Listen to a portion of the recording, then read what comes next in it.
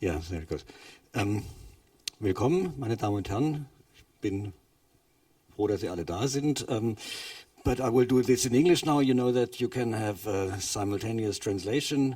My name is Stefan Weidle. I'm here to talk to these wonderful authors about their books, about their life, and about especially their relationship with cities and how they place their novels in the cities and what the city does for them or for their books. I introduce them first. The person next to me is Carl Nixon. Carl Nixon, as you might all know, is from Christchurch. He has so far written one book of short stories and two novels. The first one is called Rocking Horse Road, his first novel. That was published this year in my publishing house, Weidle Verlag, and I even translated it. It was a big pleasure to do that. I'm very happy that he's here tonight, and we'll talk more later. Next to him is Chad Taylor. Probably you all know him as well. He has written a series of novels, of which unfortunately only one is being published in German yet, called Pack of Lies, Lügenspiel, at Manna Verlag. And his most recent book is a book with the beautiful title, The Church of John Coltrane, which is a follow-up to a book called Heaven that was published in 1999 and which was made into a quite successful movie at Hollywood. He lives in Auckland. If he's not in Paris or London, well, all these people travel all the time. The third member of our little group is Alan Duff. Of course, everybody knows him. I don't have to introduce him at all. I think he's one of the most famous and also one of the best New Zealand writers that have come out of the country, and we are all very proud and happy that he's here tonight. His first novel was called Once Were Warriors, which is a book on a settlement of Maoris in a town that he calls Two Lakes, and as most of you will know, and I only learned today, Two Lakes is the English translation of Rotorua. So now you have learned something for the rest of your life. So I start with Alan and ask him the question, actually what does this city mean to you? Why did you change it from Rotorua into Two Lakes? And is it based on an actual experience of the place? Well, yes, I grew up in Rotorua, and I changed it to Two Lakes because it could have been sort of a generic name that you get anywhere. There must be thousands of Two Lakes around the world. And one of my other reasons for that was I was talking about universal problems. People have identified it as Maori problems, but they weren't. I mean, dysfunction and heavy drinking and violence and sexual abuse are problems worldwide. So I kind of wanted to just tell a universal tale. Mm-hmm. So it's not actually based on a place that there is in Rotorua, and not on a certain set of people that live. So you just took that as a backdrop. No, it is. I took the German film crew from ZDF to. That is slightly distracting, isn't it? Yes. I took them into this area called Ford Block. Mm-hmm. In the novel, I call that area Pine Block, but it's actually called Ford Block, and they're pretty mean streets. Mm-hmm. I'm all right to walk around there because I know people and they know I give books to their children. So, but I wouldn't fancy many other people's chances there. It's very rough. Mm-hmm. And I know that you do a lot of caritative work for youngsters, make them read and make them being educated better. So you hope that through that you might even change the scene there a little. Oh yeah, we're already changing the scenes everywhere in these low-income areas with our books program. Mm-hmm. And I don't want to use up the time of the other writers to explain that program. So we come back to that later. Yeah. So Chad, now it's you. Yes, I read your book, the only one that's in German, although I read it in English. There are two, actually. The Schurke was translated into German a couple of years ago. So, yeah, there are actually two. Oh, sorry. That's okay. I wasn't informed. Well, too bad. But now that I know that I talked to you before, I realize that it's also in Rotorua and in Auckland. So what role does the city play in your books? How much of it do you need? The city is a character in all of my novels, and it was very much a character in Coltrane, Church of John Coltrane, and in Electric and Departure Lounge. But in Pack of Lies, the first thing that two central characters do is leave the city, and they go, as a lot of Aucklanders do, to spend a happy weekend in Rotorua. It's a very different Rotorua from the one that Alan described. It's the more sort of sunny tourist version. They stay at a little motel, which is not quite a sort of run-down motel, but that part of town for them represents an escape. Yeah, because one of the two girls had a violent fall, as it turns out to be in the end, but she thought she was attacked. But this is the big city, and the escape from the city is, well, also fails quite a bit. But so you have this antagonism between the city and the countryside. And is this in more of your books or just in that one? In Pack of Lies, it's very much about they go to a fake place. They go to a place that's falsely idyllic. They would like to escape. Katrina, the narrator, lies constantly. She is always trying to distract you from what she really means. And so this motel that they stay at isn't a place of tranquility at all. But they would like it to be. They would like it to be like Las Vegas, like an escape weekend, but it's not. Well, the motel reminded me very much of the motel in Psycho by Alfred Hitchcock. So if you know that movie, then you know what to expect. Carl, you're next. Your books I know best, of course. In Rocking Horse Road, of course, the place is extremely important because it is the place, and you identify with the place. But you took even a suburb of Christchurch where you live. Why that? Well, actually, for that book, the first instinct I had in order to write was not character or plot, but was actually the location. My father comes from that part of Christchurch. You'd think it's quite beautiful because it's a beach, but it's actually quite a working class suburb also. And has become quite run down over the years, but the book's set in the 80s when it was still quite a staunchly working class area, but there's also a lot of freedom to go to the beach as a teenager if you want to play in the sand dunes, to explore, to ride your bike up and down the road because there's not that much traffic. So the first instinct was actually to write about this very unique and slightly isolated area on the very edge of Christchurch.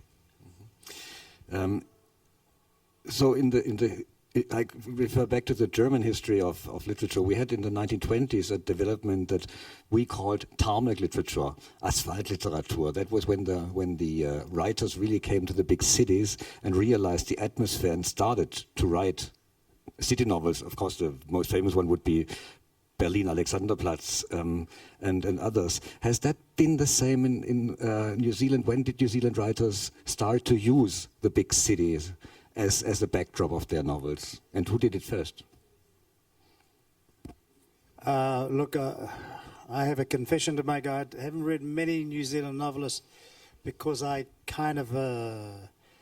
I had all these great American writers who were my heroes, and I didn't realise till too late in life that I didn't have the talent to be as good as them, but it's a bit late now, so I'm going to have to go and catch up on all the New Zealand literature, so I'll have to ask my two fellow writers to answer that one. Mm-hmm. I wrote about it in 1988, and there weren't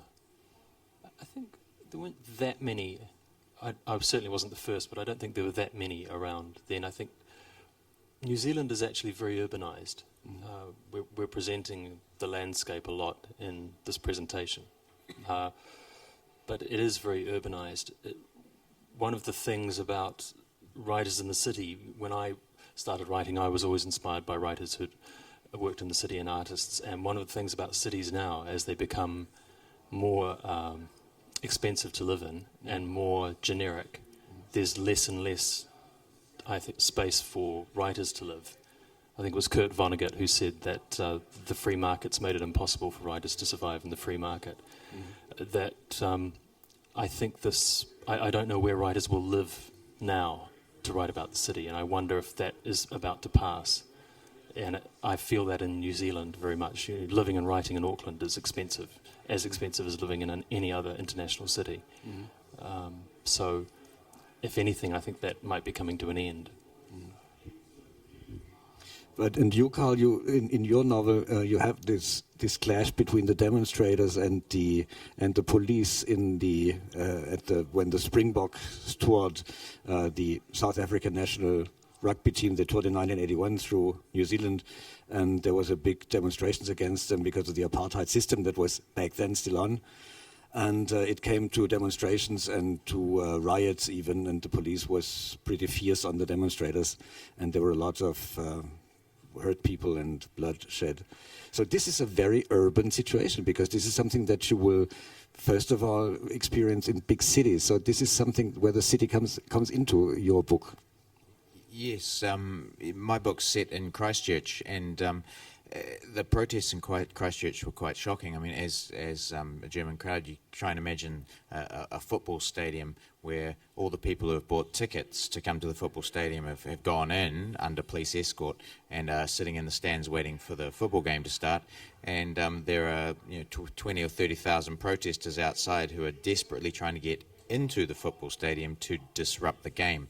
I mean, it's a very potentially violent, and often it was violent, situation, and the police are in between trying to stop them, and they've erected barricades and they've got batons. And it was very shocking, because New Zealand did have an image of itself, I think, in '81 as being quite kind of idyllic and egalitarian, and these images that could have been straight out of any country, America or Europe, any kind of political riots, were taking place in New Zealand. It was really a shocking development for us as a people, I think.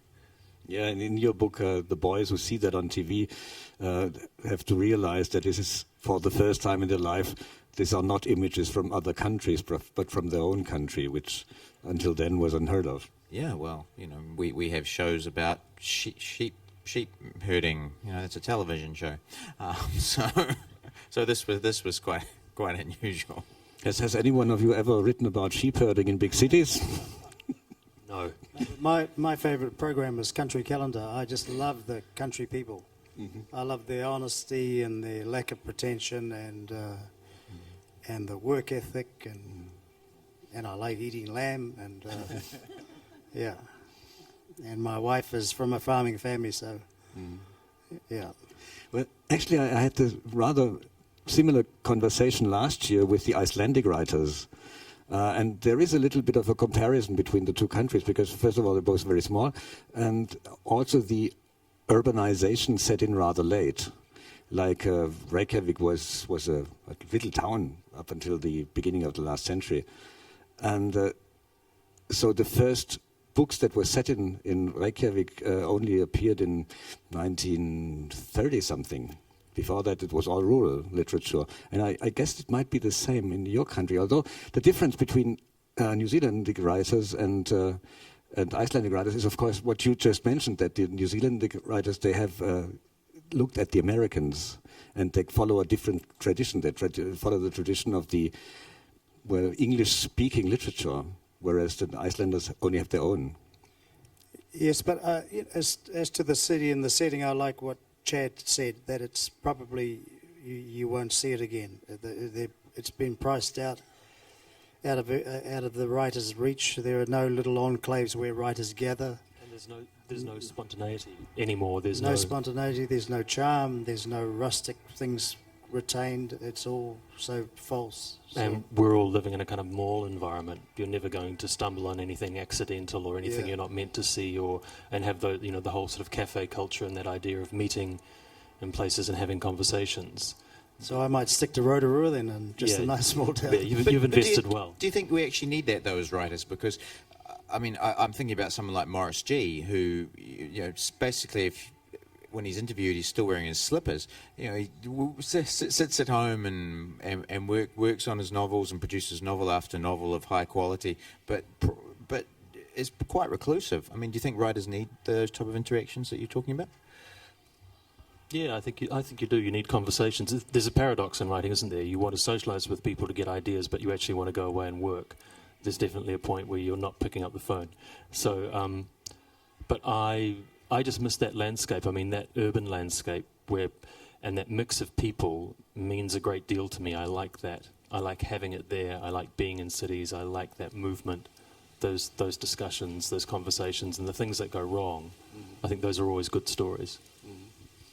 And I love observing, and I'm a good listener, which I think is a writer's job. We should be listening and observing, and so I don't really care where I observe people, whether it's out here in the audience or wherever. I feel like a greedy thief because I'm out there secretly spying on everybody and imagining their thoughts and trying to pick up the conversations. Yeah. And wondering, are you getting divorced? Are you unhappy? Do you envy somebody? Blah, blah, blah. It's fascinating. So all of you, when you come up and say hello, just be aware I'm giving you the deep analysis. Well, what you said about Auckland, of course, is contradicting your vice president who was here for the opening and said, we want more tourists, so please make a little better picture of Auckland. We would never disagree with the Deputy Prime Minister. Okay, because otherwise you won't be able to get back to New Zealand, at least not in one piece. But some of your colleagues also have started to have their novels placed somewhere else, because probably they look for something that they don't find in New Zealand. Like I've read Lloyd Jones' last book, which is set in Berlin mainly. Have you ever thought about writing books that are not set in New Zealand? You have. Well, I set a book. I set one book in Budapest in the 1950s, leading right up to the revolution, and I told it in a first-person voice with my usual brilliance. But sadly, the reviewers said that it wasn't very good. But I'll outlast them, and then they'll go back. And would you send me a copy? What's that? Would you send me a copy of the book? Oh, absolutely. I'll call my agent immediately afterwards. But yeah, so I've set one in Hungary. My novel Who Sings Flue is set in Sydney. I've just signed a new contract for a novel coming out in France and New Zealand next year. That's set in Sydney. So at Sydney and Melbourne. So yeah, I think New Zealanders are capable of moving all over the place. I know that they can, but I thought, what's the reason? I mean, sure, everybody does that. But I thought also it might be one of the reasons that certain qualities of an urban setting is missing in New Zealand, and that's why they take places like Berlin or Budapest or Moscow, like Sarah Quigley. So is that I don't, sorry to dominate this conversation, but I think that what makes New Zealand... I've read some New Zealand writers, but I think it's our voice, and I like the Kiwi voice because I like the Kiwi personality. I like our openness and friendliness. So I hope we don't lose it, or don't try and imitate it, or don't try and take the latest batch of graduates from creative writing classes, writing to some sort of formulaic false notion. I hope we just keep our honesty and our gutsiness. And also, when I have understood you, Chad, correctly, then it's hard to make a living from writing alone in New Zealand if you only have the New Zealand market. Is that true? Yeah, I think that's true everywhere. It's let's not talk about money, shall we? No, of course not. No, it's just what you said, that writers have to move out of the cities because they can't afford the life there anymore. It's more, the cities have changed and evolved into something more streamlined and homogenous and less interesting. It's hard to find a city that's interesting. You want a place that's accidental. You should come to Christchurch. It's really interesting right now. Yeah, Christchurch got interesting really in a interesting. Hurry. Yeah, I've heard that. It's very... what was I saying? Sorry, I've stuffed you up completely. You have. Yeah, I'm sorry. What was the question again? Well, the question was, How do you? That's why you leave the cities, because I was just wondering Oh, whether you don't have to appeal to the international market to make a living as a writer in New Zealand. That you can't make a living from the New Zealand market alone. Maybe. I think maybe some people have set their novels overseas for commercial reasons. I don't know. It's a very broad question. I think Alan's right about the New Zealand voice. I think that we write, apart from the accent, we write with a mix of Americanisms and English phrases and very Irish construction in the sentences, and we do technically have our own voice and we have our own character, and that character moves around. We're part of a larger world. I see New Zealand as being part of a larger world, and the books have been set in different places and the characters move around, just like we're moving around now. I actually set my new novel, which I've just sent to the publisher in manuscript form, I set it in a city. It's a historical novel, so it's set in 1919, but I actually did deliberately decide not to call it Christchurch. I called it something else, and for commercial reasons, because I just wanted it to have a broader international appeal than Christchurch 1919. And some people have said that's wise, other people have said that's a bit of a cop-out, but that's what I'm doing with it. I think there's also, I suggest that there's a deeper psychological reason why we change place names, because I've moved things around as well. It's that when you're from a small place, you want to give yourself some distance so you can write about it freely. And I think that renaming of a place, fictionalizing, which is what we're here to do, that gives you a little more room to maneuver. Is there any such book on Auckland, for example, like there is Berlin Alexanderplatz, where you can walk all the streets that are mentioned in the book, or Ulysses by James Joyce, where you can... Is there anything like that? Yeah, I think there's some Morris G novels where it's pretty clear. He lived in a small town called Nelson for a while, and he fictionalized it. But if you know the book and you know Nelson, you can pretty much identify and walk around. There are no plaques or anything, but you could tell where that setting was. Yeah. I couldn't imagine. They're going to hate me for this, the tourism board, but I can't imagine any city in New Zealand that I would strongly recommend for people to visit. I can't. No, because our architecture is all new. There's no old towns. There's no thing. We just bowl it and build new. And furthermore, we don't have any architectural taste. I just can't imagine any city in New Zealand. But I can recommend the New Zealand experience, but not.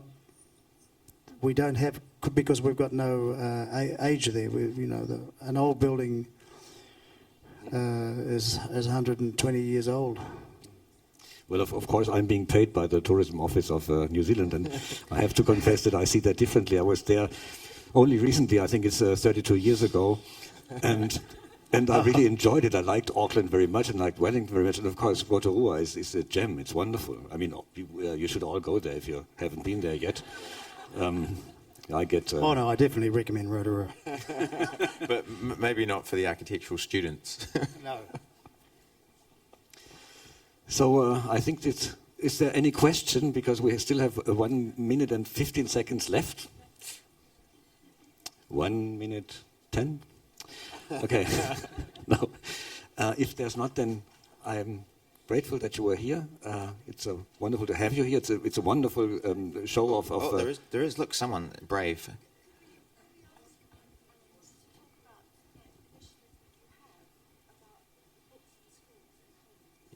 Books in schools in 48 seconds. I've got 48 seconds. So I'm the founder of a literacy program that's now got just over 100,000 children involved. We give out 700,000 free books a year to children at primary schools in low-income areas. We send them famous sports people and television stars as role models to give them a good positive message that life is a challenge and that how important reading is. We have 2 full-time travelling groups.